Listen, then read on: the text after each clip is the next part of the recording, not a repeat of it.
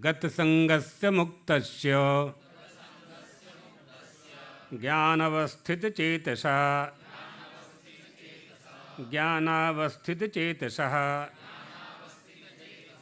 यज्ञाय चरितः कर्म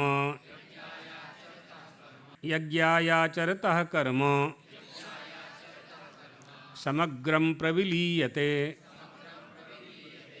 जिसकी आसक्ति नष्ट हो गई है, जो देहाभिमान ममता से रहित हो गया है, जिसका चित्त परमात्मा के ज्ञान में ही लगा हुआ है, ऐसा केवल यज्ञ संपादन के लिए कर्म करता है।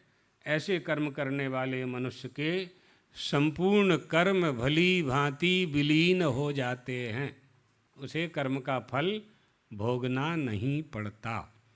ये बात क्यों स्पष्ट कर दी गई है? इसलिए क्योंकि पहले यह कहा जा चुका है कि जो भी व्यक्ति जो भी कर्म करेगा उसको उसका फल भोगना ही पड़ेगा।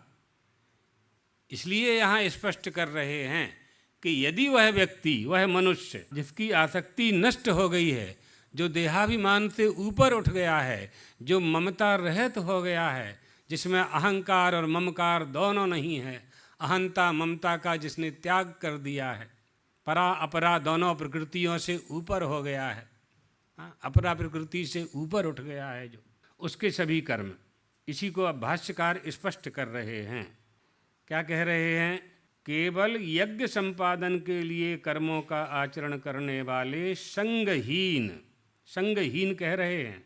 यज्ञाय यज्ञ निवृत्त्यर्थम आचरताः निवर्तयताः कर्म समग्रम सहाग्रेण फलेन वर्तते इति समग्रम कर्म तत्समग्रम प्रविलीयते।